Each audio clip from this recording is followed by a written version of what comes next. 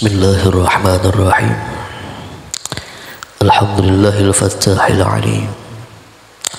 Wassalatu wassalamu ala abil qasim Muhammadinil fatihil khatim wa ala alihi wa sahbihi ma'ani tasribi wa ta'zim. Subhanaka la ilma lana illa ma 'allamtana innaka antal alimul hakim. Wa la hawla wa la quwwata illa billahil aliyyil azim. Allahumma minka wa bika wa ilaika wa la hawla wa la quwwata illa bik. Allahumma bihaqqi sayyidina Muhammad wa ali sayyidina Muhammad ij'alna fi qalbi sayyidina Muhammad sallallahu alaihi wa alihi wasallam. Hadirin wal hadirat jamaah zikir manakib kubra rahimakumullah. Masih dalam kajian tafsir surah Al-Baqarah ayat 183. Allah subhanahu wa ta'ala berfirman, A'udzu billahi minasyaitonir rajim. Bismillahirrahmanirrahim. Ya ayyuhalladzina amanu kutiba 'alaikumus syiyamu kama kutiba 'alal ladzina min qablikum la'allakum tattaqun. Allah subhanahu wa ta'ala berfirman, wahai orang-orang yang beriman, diwajibkan atas kalian berpuasa sebagaimana diwajibkan atas orang-orang sebelum kalian agar kalian itu bertakwa. Alhamdulillah, 2 minggu yang kemarin telah kita kupas kenapa Allah subhanahu wa ta'ala meletakkan ayat ini di ayat 183. Lalu kita kupas lagi tentang kenapa Allah subhanahu wa ta'ala mengenakan kata kutiba. Allah gunakan kata kutiba, bukan kata furidah. Dan insya Allah dalam kesempatan kali ini yang akan kita kupas makna daripada asyam. Kutiba alaikumus syiyam, dipardukan atas kalian itu berpuasa. Asyam,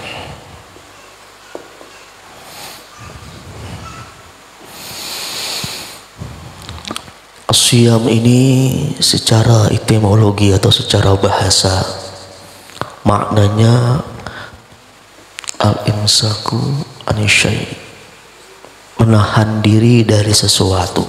Secara bahasa, secara etimologi makna syam ini menahan diri dari sesuatu, menahan diri dari mengerjakan sesuatu, menahan diri dari berkata-kata, menahan diri daripada menuju suatu tempat, menahan diri daripada berjalan, menahan diri daripada makan dan lain sebagainya. Ini makna secara bahasa al-imsak anisyai. Ketika kita menahan diri dari sesuatu, pada hakikatnya kita itu telah berpuasa secara bahasa. Ketika kita tidak berkata-kata, menahan diri daripada bersuara, itu pun secara bahasa maknanya isyam. Karena makna puasa secara bahasa menahan diri dari mengerjakan sesuatu. Adapun makna syam secara terminologi, secara istilah itu beda lagi. Maknanya secara istilah al-imsaku anil akli wa syurbi wal jima'i min tulu'il fajri ilal ghurub ma'an niyat. Secara istilah makna puasa ini menahan diri daripada makan, minum, berhubungan badan dari terbit matahari min tulu'il fajr ilal ghurub, sampai tenggelam matahari. Bertahannya ini pun harus ada syaratnya, ma'an niat. Karena tanpa niat itu bukan dikatakan puasa. Dia bertahan diri, tidak makan, tidak minum, tidak berhubungan badan dari pagi sampai sore, namun dia tanpa berniat puasa, itu pun secara istilah tidak bisa dikatakan sedang berpuasa. Jadi ma'an niat, harus ada niat baru puasa itu ada nilainya, ada hitungannya di mata Allah Subhanahu wa taala. Ma'an niat. Hadirin wal hadirat jamaah zikir manaqib kubra rahimakumullah. Puasa ini secara globalnya terbagi dua. Ada puasa zahiriyah dan juga puasa batiniyah. Zahiriyah dan juga batiniyah. Kalau puasa zahiriyah, kita tahu semuanya bahwa menahan diri daripada makan, minum, berhubungan badan dari terbit fajar sampai tenggelam matahari serta niat. Ini secara zahiriyahnya. Adapun secara batiniyahnya ini lebih mendalam lagi, bukan sekedar menjaga makan minum saja, namun menjaga jiwa dan raga kita dari perkataan dan perbuatan yang haram. Jadi jaga perkataan, perbuatan daripada yang haram, baik kaulnya atau fi'ilnya, perbuatannya atau perkataannya daripada yang haram. Ini puasa secara batin. Dan kalau tergabung keduanya, zahir dan batin, ini baru dikatakan puasa yang sebenar-benarnya. Karena kebanyakan orang cuma sering melakukan puasa zahir, jarang melakukan puasa batin. Karena sesungguhnya puasa yang sebenarnya itu harus tergabung dua. Ada zahiriyahnya, ada batiniyahnya. Baru bisa dikatakan puasanya itu sempurna. Kalau batiniyah saja tanpa zahiriyah itu pun juga salah, atau zahiriyah tanpa batiniyah itu pun salah. Jadi harus terkumpul keduanya, zahiriyah dan batiniyah, barulah puasanya dikatakan sempurna. Dan puasa inilah yang disebutkan Rasulullah SAW dalam riwayat Imam Muslim. Apa kata Rasulullah? Kullu amali ibni Adam, seluruh amal anak manusia yudha'aful hasanah. Jadi semua amal kita ini selalu Allah gandakan. Yudha'aful hasanah. Dari 10 ila sab'ati mi'ati di'fin, sampai 700. Nah, jadi gandaan kita satu kali beramal itu 10 kali lipat, sampai ila sab'i mi'ati di'fin, sampai 700 kali lipat. Tergantung keikhlasan kita masing-masing. Semakin kita ikhlas, semakin banyak gandakan. Sampai bayangkan 700 kali lipat Allah Ta'ala gandakan. Namun ketika Allah berbicara puasa, illa saum kata Rasulullah, fa innahu li wa ana ajziyun bihi. Nah, kecuali ibadah puasa ini berbeda, karena puasa dia untukku dan aku nanti yang akan membalasnya. Jadi untuk amal ibadah manusia, kullu amali ibni Adam, semua amal manusia pasti gandaannya 10 sampai 700. Berbeda kalau berbicara tentang puasa, kata Tuhan, illa saum, kecuali puasa. Karena ibadah puasa ini untuk lu, kata Tuhan, fa innahu li, sesungguhnya puasa itu untukku, wa ana azyun bih, dan aku sendiri yang membalasnya. Nah, jadi Allah sendiri yang akan membalasnya puasa orang tersebut. Jadi bukan lagi perantara malaikat pencatat amal, namun Allah sendiri yang mengkhususkan pahala orang puasa tersebut. Seperti apa balasannya, seperti apa keutamaannya, seperti apa kemuliaannya, itu kembali kepada Allah Subhanahu wa taala. Wa ana azyun bih. Di malaikat saja pun tidak tahu seperti apa Allah membalasnya. Kalau terkumpul dua puasa tadi, puasa zahiriyah dan juga puasa batiniyah, ini langsung Allah sendiri, ana adziyun bih, kata Allah, aku sendiri nantinya yang akan membalasnya. Dan malaikat pencatat amal tidak tahu seperti apa balasannya. Ini luar biasanya puasa. Bagaimana hadis Rasulullah SAW diriwayatkan oleh Imam Muslim. Bahkan Ibnu Arabi rahimahullah itu pernah mengatakan kelebihan puasa ini. Apa kata Ibnu Arabi? Innama kana as-saum junnatun minan nar. Junnah, hanya saja puasa itu junnah, perisai daripada neraka. Jadi junnah, kalau dibaca dhammah maknanya perisai, kalau dibaca fathah jannah surga, kalau dibaca jinnah jin. Nah, jadi bahasa Arab itu beda baris saja beda makna. Kalau dibaca jannah surga, dibaca jinnah jin, dibaca junnah perisai. Apa kata Ibnu Arabi? Innama kana saum junnatun minan nar. Hanya saja puasa itu perisai dia daripada api neraka. Junnah. Nah, orang yang berpuasa ini pada hakikatnya punya tameng, punya perisai daripada api neraka. Kalau yang dilakukannya tadi puasa zahiriyah dan juga batiniyah. Ini kata Ibnu Arabi, Muhyiddin Ibnu Arabi mengatakan, innama kana saum junnatun minan nar. Hanya saja puasa itu perisai benteng dia, telabang dia daripada siksa api neraka. Ini luar biasanya puasa menjadi junnahnya seseorang. Hadirin wal hadirat jamaah zikir manaqib kubra rahimakumullah. Kalau kita lihat Al-Quran menggunakan kata puasa ini ada dua kalimatnya. Ada kata siam, ada kata saum.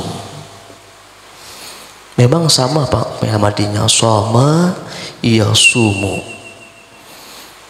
Tapi Quran menggunakan dua. Ada siam, ada saum. Jadi kalau kita lihat Quran itu menggunakan dua kalimat ini. Ada menggunakan kata-kata siyam, ada menggunakan kata-kata saum. Meskipun secara sepintas maknanya sama, namun sebenarnya berbeda. Apa perbedaannya antara saum dan siyam? Meskipun sama fi'il madhi mudhari'nya sama yasumu, tapi ada perbedaan makna antara siyam dan juga as-saum. As-saum ini Quran menyebutkan cuma satu kali di surah Maryam ayat 26. Surah Maryam ayat 26. Kata-kata saum cuma satu kali toh. Allah menggunakan kata saum dalam Quran cuma satu kali toh. Itu di surah Maryam ayat 26. Inni nadartu lirrahmani sawman. Lirrahmani sawman falan uqallima al-yawma insiya.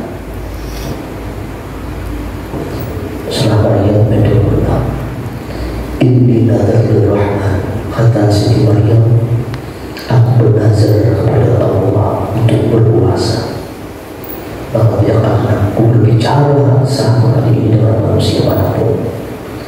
Nah, makna saum di sini as-sut, diam.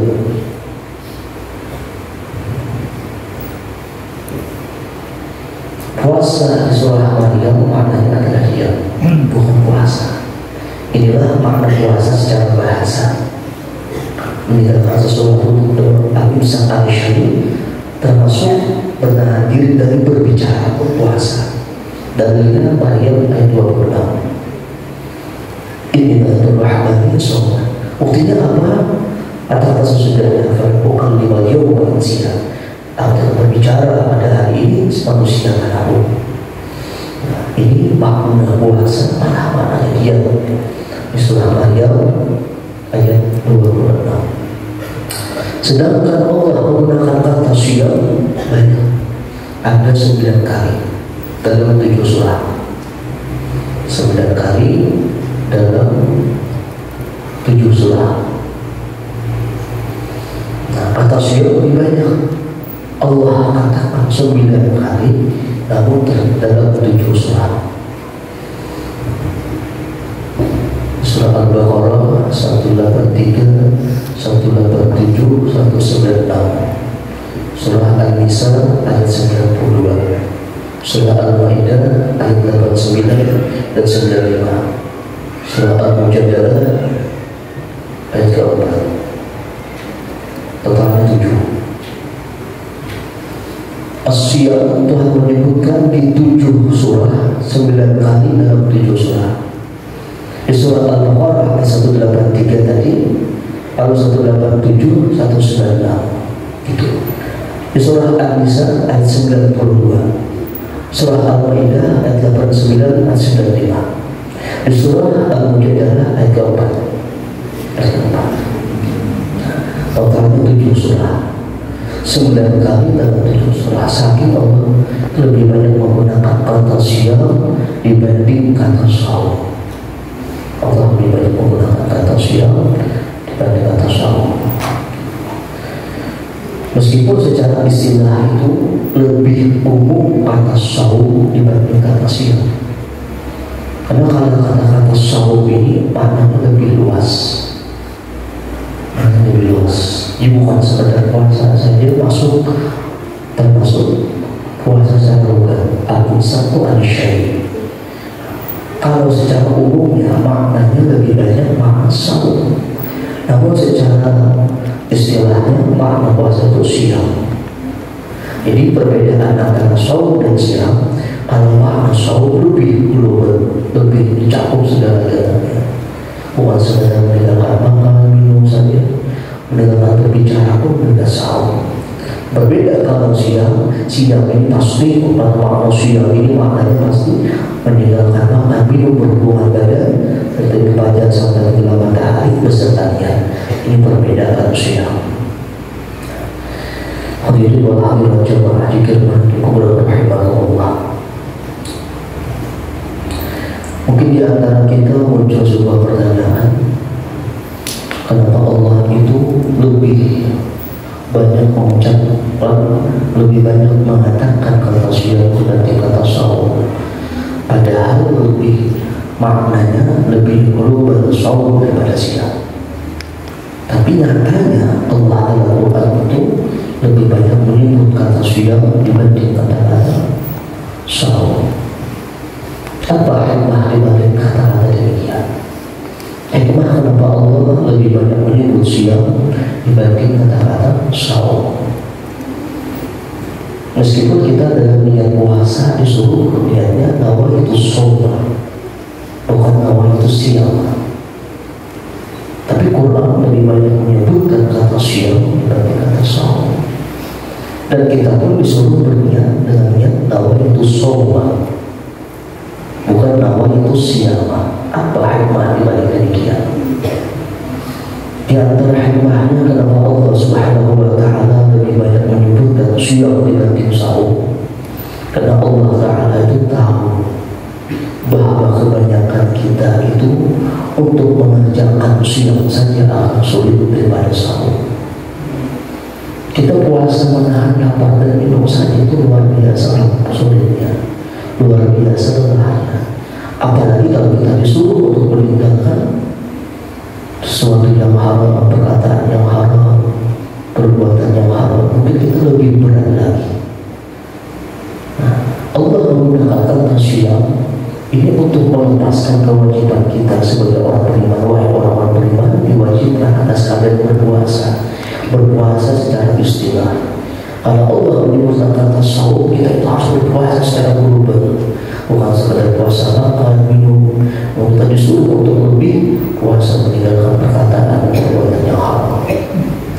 Dan salah satu hikmahnya kenapa Allah lebih banyak menyebut kata siam, karena untuk melepaskan kewajiban kita sebagai orang beriman. Dan bukan puasa yang secara istilah saja kita sudah kesulitan, apalagi kalau kita bisa berpuasa secara globalnya, puasa jiwa raga kita, untuk kita lebih sulit lagi mengerjakannya.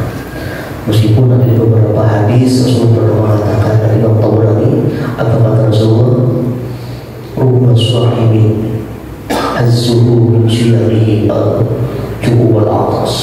Apa kata Rasulullah Imam Tabrani? Kata Rasulullah, berapa banyak orang puasa yang bagian dia dari puasanya cuma lapar dan haus, tidak mendapatkan pahala karena dia tidak bisa mengerjakan puasa rutiniannya.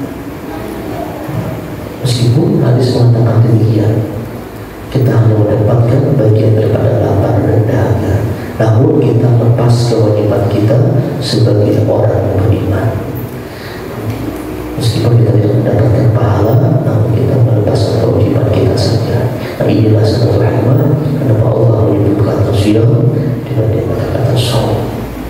Aku berkata hadza wa astagfirullah wa ولسائر المسلمين والمسلمات والمؤمنات وبالسر الفاتحة.